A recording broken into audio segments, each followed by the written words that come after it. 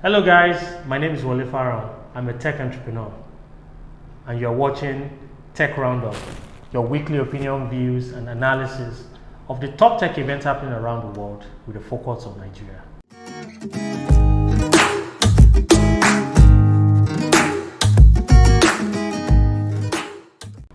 This week, we have three interesting tech stories as always.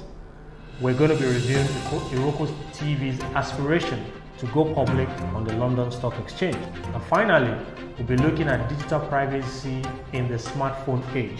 How much of our personal data is actually accessible when we use our smartphone. To anchor this story with stories with me this week, we have a guest, Mr. Yomi Adegboye, who is the founder of Mobility Arena. And Jenny will be here as always as a co-anchor.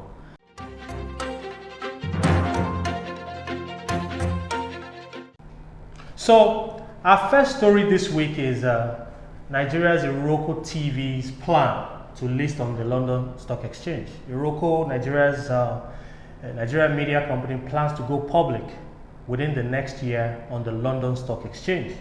The report says that the media company will raise between $20 and $30 million, valuing the company at about $80 to $100 million. However, the company insists that this is less about raising money and more about improving its brand position. I guess that's really the question. So for me, when I think about companies going public and listing, to me, two things comes to mind. One is, the very obvious one is to raise more money, capitalize the company so that the company can do more. But obviously before you can get to the public arena like the London Stock Exchange or the New York or even the Nigerian Stock Exchange, there must be something within the company that the public can look into that excites them for them to be able to back such company. Obviously, the second one is about potential exit for investors who are already invested in the company, which means that at the time they can sell their shares for much higher valuation than they came in, and then it's a way for them to get some return on the investment that they made in the company, which all makes sense. This question about branding or raising the brand by going to the stock exchange in London or in New York, I'm not sure about it. I don't know how to equate getting capitalized by going public and branding. There's so many companies around the world with huge brand recognition. I'll give you two examples that are not yet or just planning to go to be listed. Uber, the last time I checked, is not listed yet. They might go public very soon. They've been trying to go public for a while. Airbnb, I think, falls into the same category. There's so many other big tech companies who are not yet listed for one reason or the other. My position on this particular topic is why are some of these local tech companies seemingly abandoning Africa? Like, why did Jumia have to go list on the New York Stock Exchange? Why is Roku now looking to list on the London Stock Exchange? What happened to the NSE, right? Then I feel like another position is for the stakeholders or for the shareholders, this is a great opportunity for them to increase their stock valuation in the international market. And it's also possibly paving a way for other local tech companies to do the same if Roku is successful at this decision that they're about to make. Yeah, I think it just gives an opportunity for learning for all the local tech companies that are coming behind them. I do not know whether the statement that it's not about the money is true or not.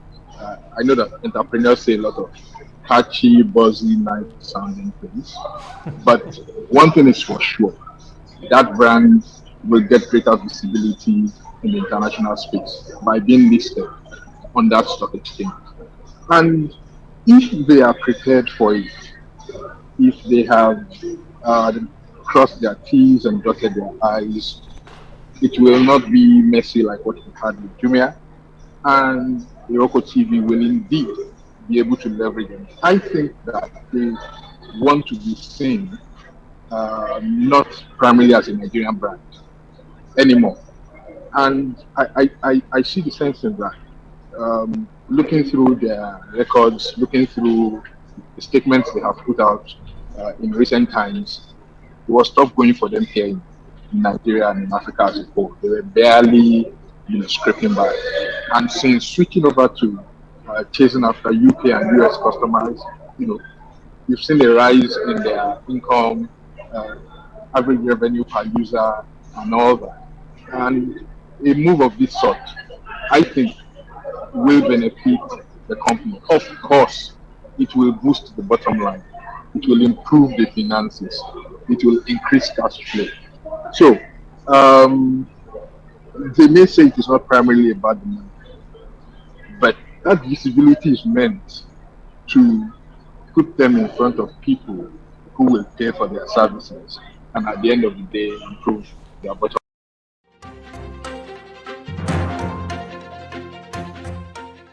Yes, quickly, let's talk digital privacy. Um, there is the ongoing face-off between Apple and Facebook. It's allegedly about digital privacy. In recent times, we had the story of Facebook. Facebook owns WhatsApp. WhatsApp implementing new terms and conditions, and everybody's trying to jump over to that Telegram or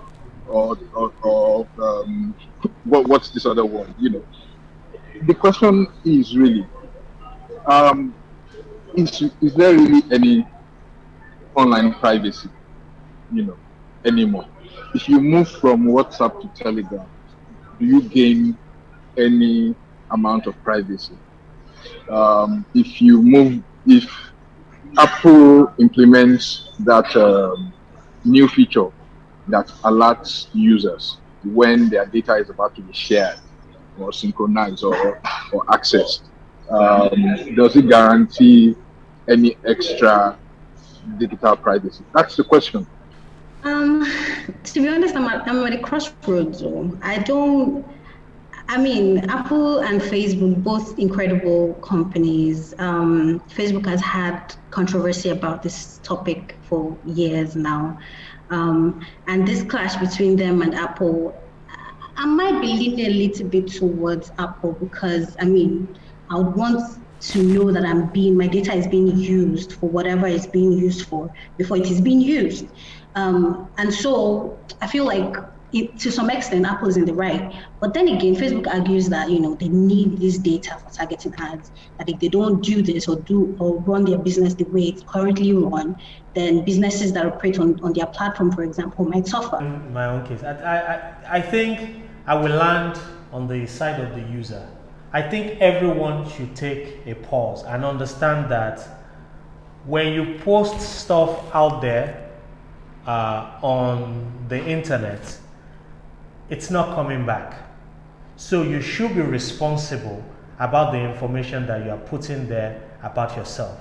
Yes, you may be saying, I sent it to a trusted person or I sent it to a trusted entity. You should undo it thinking that even with that trusted entity, something can go wrong and that data or that information that you've sent can end up in the hands of someone you didn't intend for it to end up with. I think if we all go with that mindset, we will have less headache, less trouble. We will be able to sleep better at night, not thinking, oh, that information, that picture that I just shared, or that resume I just forwarded, will my boss know that I'm forwarding it to another company? So people need to just, take responsibility for what they do. The way we talk about, our life is our responsibility. Nobody else is going to. Your life is your responsibility. Your health is your responsibility. Your finances are your responsibility. Your data privacy on the internet is your responsibility as well. As always, we love to hear your comments and feedback. So please connect with me on LinkedIn at Wale Farrow and on Twitter as well. Please remember to subscribe to the Tech Roundup YouTube channel if you haven't done so already. Also, please like us on Facebook and on Instagram and be part of our ever-vibrant tech community. Have a great weekend, guys, and see you all again next week. Good night.